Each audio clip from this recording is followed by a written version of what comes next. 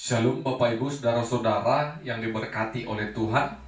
Sebelum kita mendengarkan kebenaran firman Tuhan pada saat ini, mari kita bersatu di dalam doa. Terima kasih kami ucapkan kepadamu ya Tuhan. Kami puji dan muliakan nama Tuhan. Oleh karena kasih dan kemurahan Tuhan boleh memberkati dan memelihara kehidupan kami. Saat ini kami mau mendengarkan sabda-Mu ya Tuhan.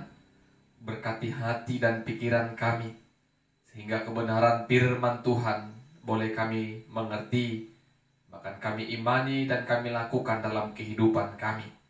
Dalam nama Yesus kami berdoa dan bersyukur kepada Tuhan. Amin.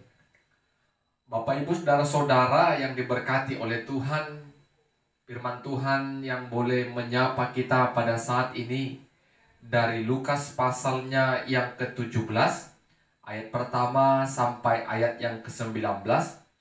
Lukas pasal 17 ayat pertama sampai ayat yang ke-19. Kami akan bacakan firman Tuhan bagi kita. Demikianlah firman-Nya. Yesus berkata kepada murid-muridnya, tidak mungkin tidak akan ada penyesatan, tetapi celakalah orang yang mengadakannya.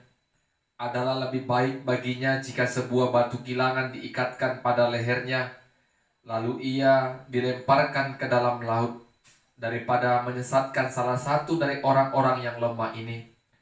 Jagalah dirimu, jikalau saudaramu berbuat dosa, tegurlah dia, dan jikalau ia menyesal, ampunilah dia. Bahkan jikalau ia berbuat dosa terhadap engkau 7 kali sehari dan 7 kali ia kembali kepadamu dan berkata, aku menyesal, engkau harus mengampuni dia. Lalu kata rasul-rasul itu kepada Tuhan, tambahkanlah iman kami. Jawab Tuhan, kalau sekiranya kamu mempunyai iman sebesar biji sesawi saja, kamu dapat berkata kepada pohon ara ini, terbantulah engkau dan tertanamlah dalam laut, dan ia akan taat kepadamu.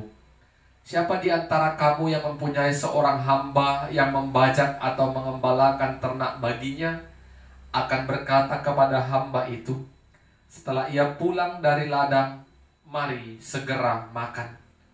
Bukankah sebaliknya ia akan berkata kepada hamba itu, sediakanlah makananku, ikatlah pinggangmu dan layanilah aku sampai selesai aku makan dan minum, dan sesudah itu engkau boleh makan dan minum.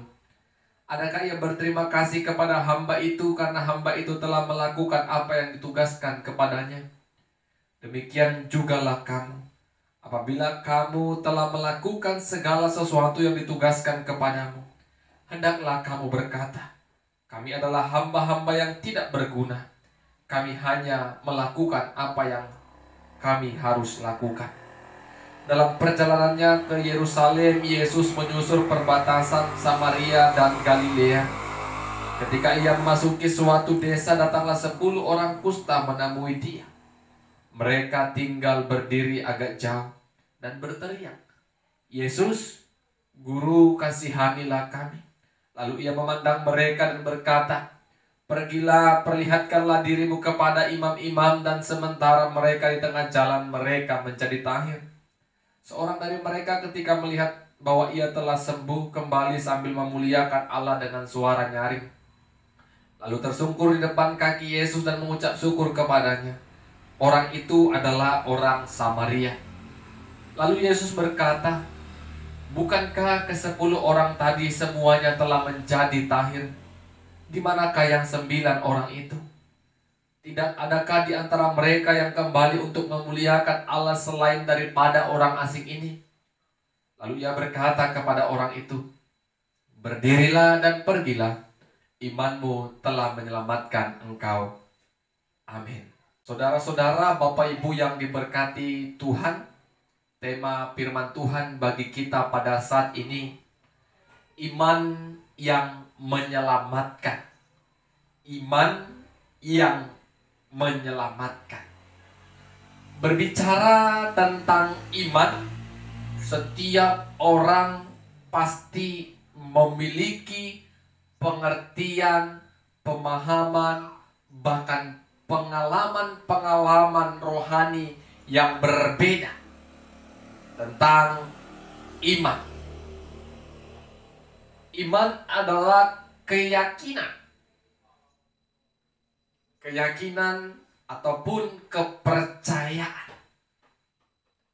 Kalau kita katakan iman kepada Tuhan, berarti kepercayaanku, keyakinanku kepada Tuhan. Bapak, Ibu, saudara-saudara yang diberkati Tuhan, keyakinan dan kepercayaan yang dimaksud kepada Tuhan adalah keyakinan kepercayaan yang utuh atau total. Sepenuhnya percaya kepada Tuhan. Tidak mungkin orang berkata aku beriman kepada Tuhan, tetapi yang dia kerjakan adalah percaya kepada kekuatan-kekuatan dunia. Mengandalkan kekuatan dunia, mengandalkan harta dunia, bukan sebaliknya mengandalkan Tuhan.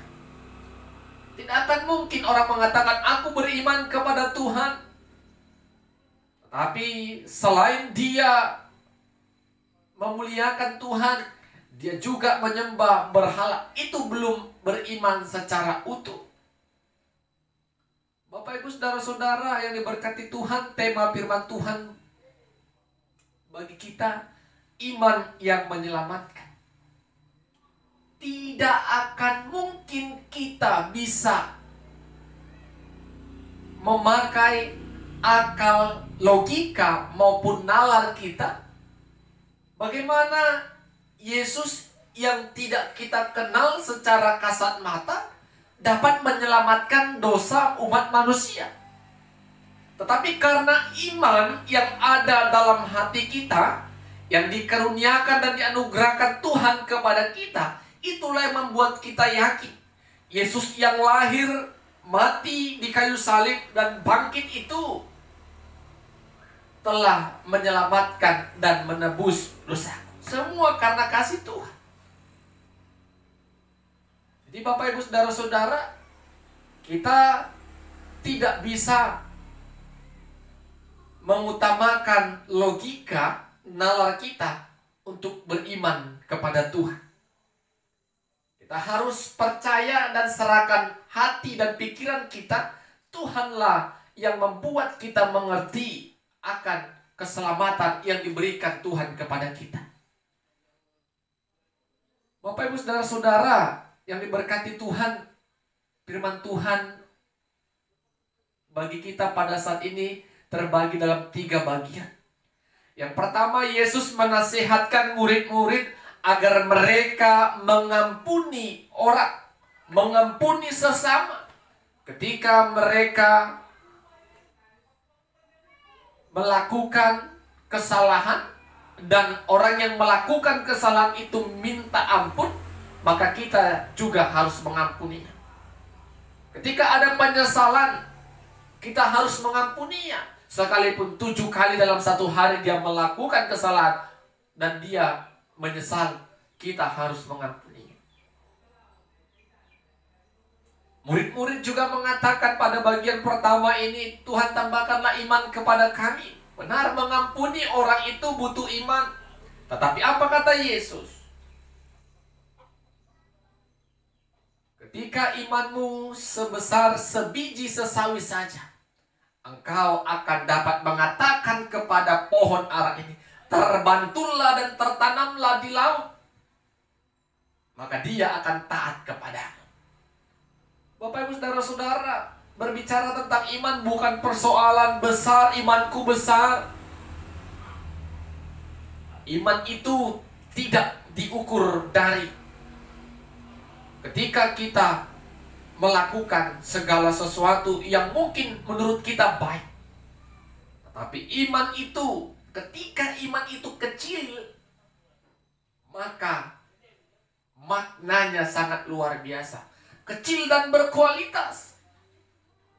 Maka segala sesuatu yang kita inginkan, yang kita butuhkan, yang kita gumulkan, maka akan diberikan. Bapak Ibu saudara-saudara yang diberkati Tuhan, sering kita mengatakan aku beriman, tetapi kualitas iman kita belum teruji. Apakah kualitas iman kita sungguh-sungguh tertuju kepada Tuhan yang berkuasa dalam kehidupan kita? Jadi Yesus katakan kepada murid-murid, sebesar sebiji sesawi saja imanmu, engkau dapat mengatakan kepada pohon ara itu, terbantulah dan tertanamlah di dasar laut, dan dia akan taat kepada. Bapak Ibu saudara-saudara, itu iman yang dapat mengubahkan, yang dapat memerintahkan, yang dapat mentaati apa yang kita katakan ketika iman itu ada dalam hidup kita. Iman yang berkualitas. Yang berikutnya Bapak Ibu saudara-saudara, Yesus mengajarkan murid-murid untuk menjadi hamba yang rendah hati. Hamba yang melakukan segala tugas dan tanggung jawabnya karena memang itu sudah menjadi bagiannya. Sehingga tidak ada lagi sungut-sungut dalam melakukan pekerjaan dan tugas tanggung jawab yang diberikan kepadanya. Bahkan ketika tuannya tidak mengucap syukur kepada dia, dia tidak pernah mengeluh. Di sana terlihat seorang hamba yang rendah hati. Murid-murid diajarkan untuk menjadi murid yang rendah hati, hamba yang rendah hati, hamba yang melakukan segala sesuatu yang memang harus mereka lakukan dan kerjakan. Walaupun mereka tidak mendapatkan balasan dengan ucapan syukur dari banyak orang. Kerendahan hati diajarkan oleh Yesus kepada murid-muridnya. Bagian pertama tadi iman.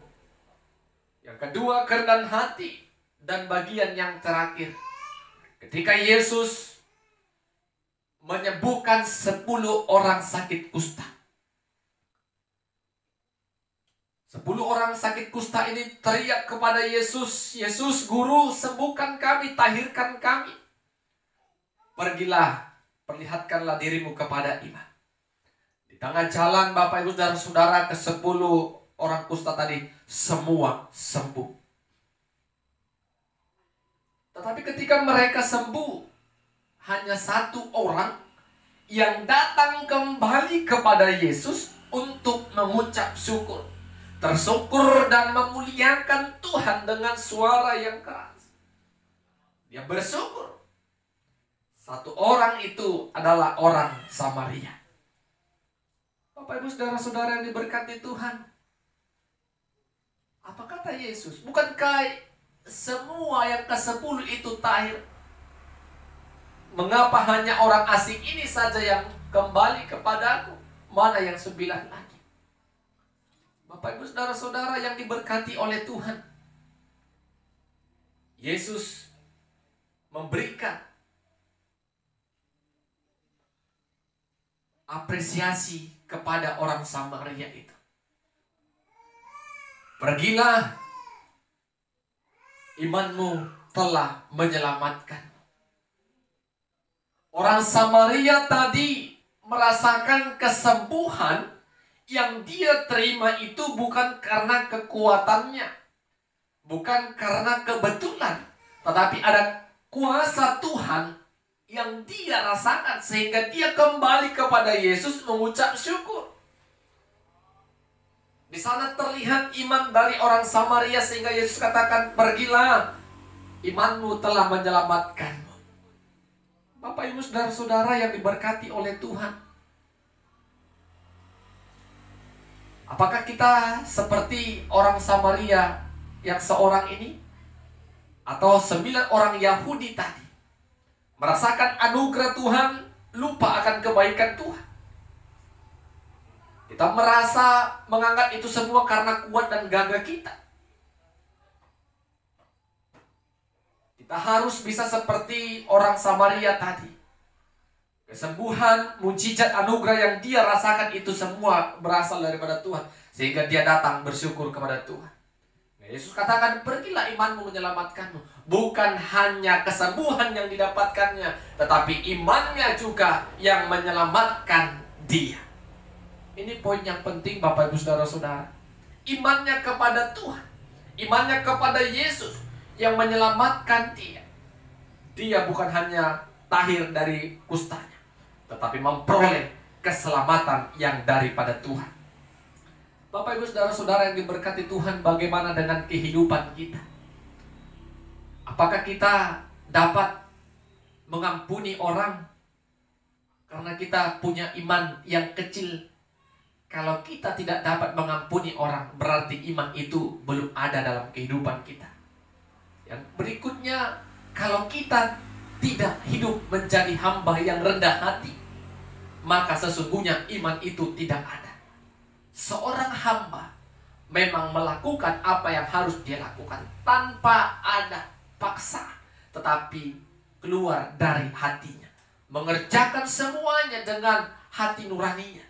Walaupun orang tidak menganggap dia, walaupun orang tidak datang berterima kasih kepadanya, tetapi karena hati seorang hamba yang memiliki kerendahan hati, dia harus kerjakan itu.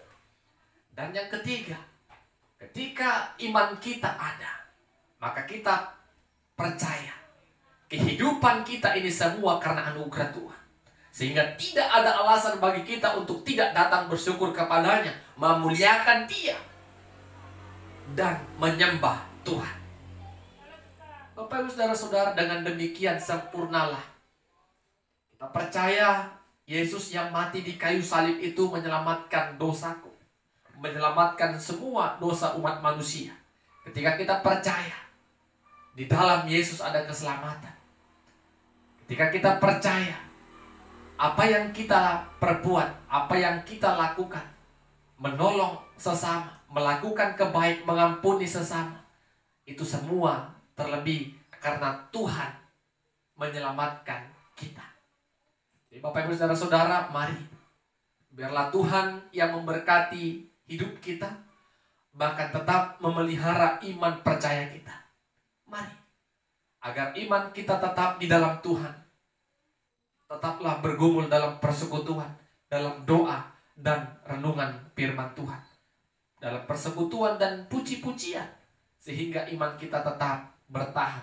Dan iman itulah yang menyelamatkan kita. Amin. Kita berdoa. Kami bersyukur firman-Mu telah memberkati kami ya Tuhan. Kami diingatkan, diajarkan pada hari ini, ketika kami punya iman kepada Tuhan sebagai juru selamat kami, maka kami memperoleh keselamatan yang daripada Tuhan. Terima kasih Tuhan, ajari kami untuk bisa mengampuni, ajari kami untuk bisa merendahkan hati kami, ajari kami juga untuk bisa mensyukuri setiap berkat Tuhan, dan datang kepada Tuhan bersyukur memuliakan Tuhan. Roh Kudus-Mu yang mampukan kami, dalam nama Yesus kami berdoa dan bersyukur. Amin. Shalom. Tuhan Yesus memberkati kita semua. Shalom Bapak Ibu Saudara-saudara yang diberkati Tuhan. Kita akan mendengarkan dan merenungkan sabda Tuhan. Sebelumnya kita bersatu di dalam doa. Terima kasih kami ucapkan kepadamu ya Tuhan, besar kasih Tuhan dalam kehidupan kami. Tuhan berikan kami kesempatan untuk memperoleh kehidupan dan kesehatan. Dan Tuhan masih izinkan bagi kami pada saat ini mendengarkan sabda Tuhan. Biarlah hati dan pikiran kami dipenuhi dengan kuasa Roh-Mu ya Tuhan, sehingga kebenaran firman Tuhan boleh kami mengerti. Dalam nama Yesus kami berdoa dan bersyukur kepada Tuhan. Amin. Saudara-saudara, Bapak Ibu yang diberkati Tuhan, firman Tuhan bagi kita pada saat ini dari 2 Raja-Raja pasal 5, ayat pertama sampai ayatnya yang ke-14. 2 Raja-Raja pasal 5, ayat pertama sampai ayat yang ke-14. Kami akan bacakan firman Tuhan bagi kita. Demikianlah firman-Nya. Naaman, panglima Raja Aram, adalah seorang terpandang di hadapan tuannya dan sangat disayangi. Sebab oleh dia Tuhan telah memberikan kemenangan kepada orang Aram. Tetapi orang itu seorang pahlawan tentara, sakit kusta. Orang Aram pernah keluar bergerombolan dan membawa tertawan seorang anak perempuan dari negeri Israel. Ia menjadi pelayan pada istri Naaman. Berkatalah gadis itu kepada nyonyanya, sekiranya tuanku menghadap nabi yang di Samaria itu, maka tentulah nabi itu akan menyembuhkan dia dari penyakitnya. Lalu pergilah Naaman memberitahukan kepada tuannya, katanya, beginilah dikatakan oleh gadis yang dari negeri Israel itu. Maka jawab Raja Aram, baik, pergilah dan aku akan mengirim surat kepada Raja Israel. Lalu pergilah Naaman dan membawa sebagai persembahan 10 talenta perak dan 6.000 sikal emas dan 10 potong pakaian. Ia menyampaikan surat itu kepada Raja Israel yang berbunyi, sesampainya surat ini kepadamu, maklumlah kiranya bahwa aku menyuruh kepadamu Naaman pegawaiku, supaya engkau menyembuhkan dia dari penyakit kustanya. Segera sesudah Raja Israel membaca surat itu, dikoyakkannyalah pakaiannya serta berkata, Allahkah aku ini yang dapat mematikan dan menghidupkan, sehingga orang ini mengirim pesan kepadaku supaya kesembuhkan seorang dari penyakit kustanya. Tetapi sesungguhnya perhatikanlah dan lihatlah, ia mencari gara-gara terhadap aku. Segera sesudah didengar Elisa, abdi Allah itu, bahwa Raja Israel mengoyakkan pakaiannya, dikirimkannya pesan kepada raja, bunyinya, mengapa engkau mengoyakkan pakaianmu? Biarlah ia datang kepadaku supaya ia tahu bahwa ada seorang nabi di Israel. Kemudian datanglah Naaman dengan kudanya dan keretanya, lalu berhenti di depan pintu rumah Elisa. Elisa menyuruh seorang suruhan kepadanya, mengatakan, pergilah mandi 7 kali dalam sungai Yordan, maka tubuhmu akan pulih kembali sehingga engkau menjadi tahir. Tetapi pergilah Naaman dengan gusar sambil berkata, aku sangka bahwa setidak-tidaknya ia datang keluar dan berdiri memanggil nama Tuhan Allahnya, lalu menggerakkan tangannya di atas tempat penyakit itu, dan dengan demikian menyembuhkan penyakit kustaku. Bukankah Abana dan Parpar, sungai Damsik, lebih baik dari segala sungai di Israel? Bukankah aku dapat mandi di sana dan menjadi tahir? Kemudian berpalinglah ia dan pergi dengan panas hati. Tetapi pegawai-pegawainya datang mendekat serta berkata kepadanya, Bapak, seandainya nabi itu menyuruh perkara yang sukar kepadamu, bukankah Bapak akan melakukannya? Apalagi sekarang ia hanya berkata kepadamu, mandilah dan engkau akan menjadi tahir. Maka turunlah ia memendamkan dirinya 7 kali dalam sungai Yordan, sesuai dengan perkataan abdi Allah itu. Lalu pulihlah tubuhnya kembali seperti tubuh seorang anak, dan ia menjadi tahir. Amin. Bapak Ibu saudara-saudara yang diberkati Tuhan, tema firman Tuhan bagi kita, ketaatan mendatangkan mujizat. Ketaatan mendatangkan mujizat. Bapak Ibu saudara-saudara yang diberkati Tuhan, ketika ada orang yang memiliki pangkat atau kedudukan, bahkan harta yang baik, maka sangat jarang mereka ini mau mendengarkan orang-orang kecil, orang-orang pinggiran. Mereka akan mau mendengarkan nasihat atau bujukan atau perintah dari orang-orang yang lebih hebat dari mereka. Berbeda dengan firman Tuhan yang kita baca tadi, Naaman seorang panglima perang, itu panglima dari Raja Aram. Dia adalah panglima yang sangat disayangi, disenangi, karena mereka mengalami kemenangan. Tuhan memberikan kemenangan bagi Naaman.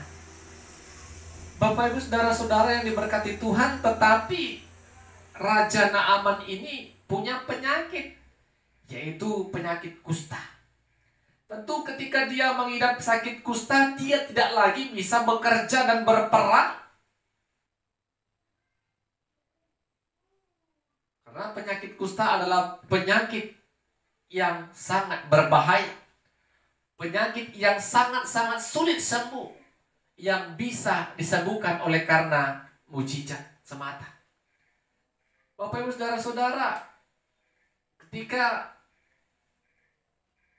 Naaman dilihat oleh hamba dari istri Naaman tadi, maka hamba dari istri Naaman berkata kepada istri Naaman, seandainya tuanku pergi ke Samaria, maka ada seorang nabi dari Israel yang akan menyembuhkan, mentahirkan sakit kusta dari tuanku itu.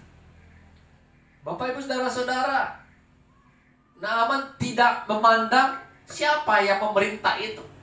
Apakah dia orang terpandang, apakah dia orang berpendidikan. Yang mengatakan itu hanya seorang hamba dari istrinya, tetapi dia mendengarkan dan mengindahkannya, sehingga dia berkata kepada Raja Aram agar dia menuliskan surat agar Naaman pergi kepada Raja Israel. Bapak Ibu saudara-saudara, Naaman pergi dengan persiapan membawa korban-korban ucapan syukurnya. Dan ketika dia sampai kepada Raja Israel itu membaca surat yang dikirim oleh Raja Aram tadi. Dia marah dan mengoyakkan pakaiannya. Siapakah aku ini? Maka aku dapat menghidupkan dan mematikan manusia, mematikan orang. Dia mencari gara-gara kepadaku. Mendengar itu Bapak Ibu, Elisa sebagai abdi Allah, mengapa engkau mengoyakkan pakaian? Suruhlah Naaman datang kepadaku agar dia tahu di Israel ini ada seorang nabi. Akhirnya Naaman disuruh pergi menghadap abdi Allah, yaitu Elisa. Elisa berkata dari jauh, dan perkataan itu juga disampaikan tidak langsung dari mulut Elisa, tapi dari orang lain. Dan perintahnya, pergilah, mandilah ke sungai Yordan sampai 7 kali, maka engkau tahir. Dengan bersungut, dengan menggerutu dan gusar hati, Naaman pergi menuju sungai Yordan itu. Tetapi dia berkata, bukankah sungai di Damsyik lebih hebat, lebih punya nama daripada sungai-sungai di Israel? Dia menggerutu, Bapak Ibu saudara-saudara. Tetapi pegawai-pegawainya yang bersama dengan dia mengatakan, Bapak, sekiranya Elisa memerintahkanmu melakukan perkara-perkara yang besar, bukankah engkau juga melakukannya? Ini dia cuma mengatakan mandilah di sungai Yordan 7 kali. Bukankah itu perkara yang mudah? Akhirnya Bapak Ibu saudara-saudara, Naaman mengindahkan apa yang dikatakan oleh pegawai-pegawainya. Sehingga Naaman mandi mencelupkan badannya 7 kali. Dan akhirnya Naaman seketika itu juga menjadi tahir. Bapak Ibu saudara-saudara, lihat, Naaman seorang panglima yang besar, yang hebat dan luar biasa, yang terpandang, akhirnya memperoleh kesembuhan, memperoleh mujizat dan anugerah. Itu semua karena ketaatannya. Dia taat. Apa yang dia dengarkan, apa yang dia kerjakan, dia taat. Walaupun hatinya gelisah, hatinya gusar, tetapi ketaatan itu sampai dan akhirnya dia melakukan apa yang diperintahkan oleh Elisa. Dan di balik ketaatan itu dia memperoleh mujizat. Kita lihat bagaimana orang-orang kecil. Pertama tadi hamba dari istrinya mengatakan itu, Naaman pergi. Berikutnya ketika Naaman sudah menggerutu dengan gusar hati, pegawainya datang. Bapak, bukankah itu perkara yang mudah? Dan akhirnya Naaman mengindahkan perkataan dari pegawai-pegawainya. Luar biasa Bapak Ibu Saudara-saudara. Naaman tetap melakukan apa yang harus dia lakukan dan kerjakan, walaupun itu dari suara-suara orang kecil. Jadi Bapak Ibu Saudara-saudara yang diberkati Tuhan, di sanalah kita melihat ketaatan mendatangkan mujizat. Dia taat, walaupun dengan kesal hati dia kerjakan itu. Sama seperti ketika ada perintah kepada kita, baik itu perintah melayani, kita tunjukkan ketaatan kita sampai perintah dan tugas itu benar-benar kita lakukan, maka di baliknya itu akan ada buah yang benar-benar terlihat. Kita sebagai suami istri taat melakukan tugas dan tanggung jawab, walaupun kita menggerutu, tetapi kita tetap lakukan itu sampai akhir. Dan pada akhirnya ketaatan itu mendatangkan sebuah keberhasilan dan kesuksesan. Ketaatan kita sebagai orang tua, ketaatan kita sebagai anak akan menghasilkan berbagai hal-hal yang baik, berbagai hal-hal yang positif, mendatangkan kebaikan dalam kehidupan kita. Di Bapak Ibu Saudara-saudara, tidak ada hal yang negatif ketika kita menjadi orang yang taat. Taat kepada Tuhan, taat kepada perintah, taat kepada peraturan, taat kepada nasihat. Ketika kita menjadi orang yang taat, maka segala kebaikan akan menghampiri kehidupan kita. Mari Bapak Ibu belajar taat. Belajar seperti Naaman. Dia tetap lakukan itu, sehingga dia merasakan anugerah Tuhan. Amin, kita berdoa. Firman-Mu mengajari kami pada saat ini Tuhan untuk menjadi orang percaya yang taat. Biarlah ketaatan kami melakukan segala tugas dan tanggung jawab yang Tuhan berikan kepada kami, menghasilkan buah yang baik, menghasilkan kebaikan-kebaikan untuk setiap kehidupan kami. Roh-Mu yang kudus memampukan kami untuk melakukan sabda-Mu Tuhan. Dalam nama Yesus kami berdoa dan bersyukur. Amin. Shalom. Tuhan Yesus memberkati kita semua.